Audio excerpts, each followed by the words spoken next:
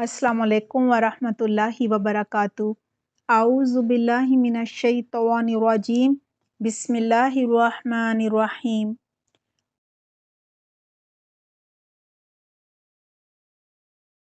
रब्बिशरह ली सदरी व यस्सिर ली अमरी वहलुल उक़दतम मिन लिसानी यफ़क़हू क़ौली। रब्बि ज़िदनी इल्मा। अल्लाहुम्मा फ़क़्हिना फ़िद्दीन। आमीन।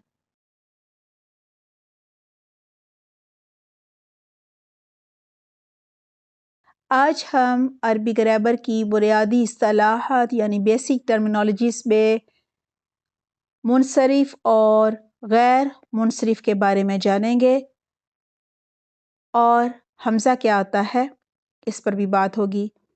अल्हम्दुलिल्लाह आज हमारा अरबी ग्रामर की बुनियादी इस्तिलाहात का टॉपिक मुकम्मल हो जाएगा। आइए सबसे पहले देखते हैं मुनसरिफ़ किसे कहा जाता है। यानी वो इसम कहते हैं नाम को। ये नाम किसी चीज़ का भी हो सकता है, किसी जगह का भी हो सकता है, यानी किसी शहर वगैरह का भी हो सकता है। यानी वो इसम जिसके आखिर में तनवीन आए और ज़ेर भी आ जाए, यानी तनवीन या फिर ज़ेर आ सके, मुनसरिफ़ कहलाता है। जिस तरह अलीयुन,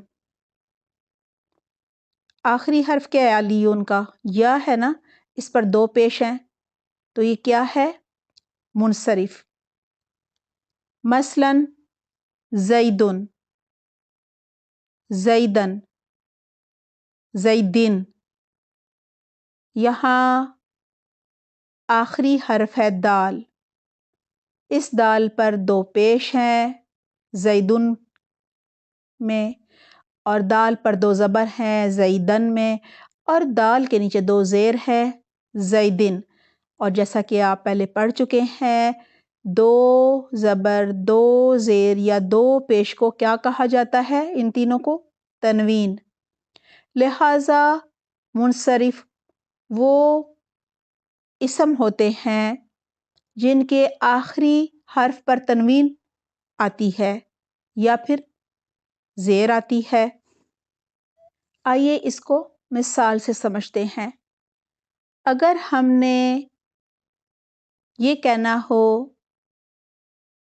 कि ज़ैद ने अली को पेन दिया।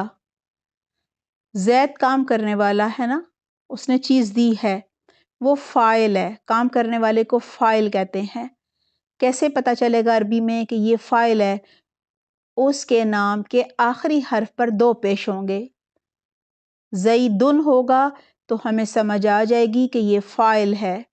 इसको कहते हैं फ़ाइली हालत, यानी ये काम करने वाला है, इसने कुछ दिया है। फिर फ़र्ज़ करें जिसको दिया है उसके लिए हम लगाएं ज़ैदन,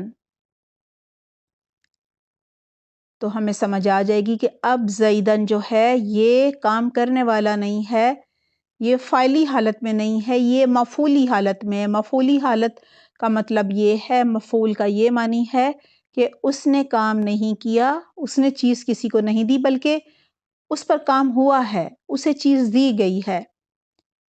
तो ये ज़ैदन जो है ये मफ़ूली हालत हो गई। और अगर हम कहें ये किताब ज़ैद की है तो फिर हम ज़ैदिन लगाएंगे, तो ये मलकियत ज़ाहिर करेगा कि ये मालिक है चीज़ का। इसे हम इज़ाफ़ी हालत भी कह सकते हैं। लिहाजा हम यूँ कह सकते हैं कि अरबी के वो इसम की जमा अस्मा होती है, वो अस्मा जो तीनों हालतों में पाए जाते हों, यानी कभी फ़ाइल हों, कभी मफ़ूल हों और कभी इज़ाफ़ी हालत में हों, यानी किसी चीज़ के मालिक हों। यानी उनकी शक्लें بدلتی رہیں، جیسے کبھی زیدن ہو گیا، کبھی زیدن کی بجائے زیدن ہو گیا، کبھی زیدن ہو گیا، اور پہچاننے میں آسانی ہو جائے۔ اگر زیدن لگائے تو ہمیں پتہ ہے یہ فاعل ہے، زیدن ہے تو یہ مفعول ہے، اور زیدین ہے تو یہ ملکیت ظاہر کرے کہ اس کی کوئی چیز ہے، کتاب ہے یا پین ہے یا قلم ہے۔ لہٰذا منصرف وہ نام ہوتے ہیں، وہ اسم ہوتے ہیں جس کے آخری حرف پر تنوین ہوتی ہے یا پھر زیر ہوتی ہے۔ اب آ جائیے غیر منصرف پر۔ غیر منصرف وہ اسم ہوتا ہے جس کے آخر میں نہ تو تنوین آتی ہے اور نہ ہی زیر آتی ہے۔ مثلاً عمرو، کبھی بھی آپ نہیں سنیں گے عمرن یا عمری۔ اسی طرح عثمانو، یہ بھی نام ہے نا، آپ نے نام سنے ہوں گے، حضرت عمر رضی اللہ عنہ، حضرت عثمان رضی اللہ عنہ، تو عثمانو نام ہے۔ عثمانو کو کبھی آپ نہیں سنیں گے عثمانن یا عثمانن یا عثمانن یا عثمانی، یہ ایسے ہی رہیں گے۔ لہٰذا غیر منصرف وہ اسم ہوتے ہیں، یعنی وہ نام ہوتے ہیں جن کے لفظ کے آخری حرف میں تنوین نہیں آتی اور نہ ہی زیر آتی ہے۔ اب آ جائیے حمزہ پر۔ ہم نے حروف الہجا میں حمزہ کو شامل نہیں کیا تھا کیونکہ حمزہ کا تعلق حرکات سے ہے۔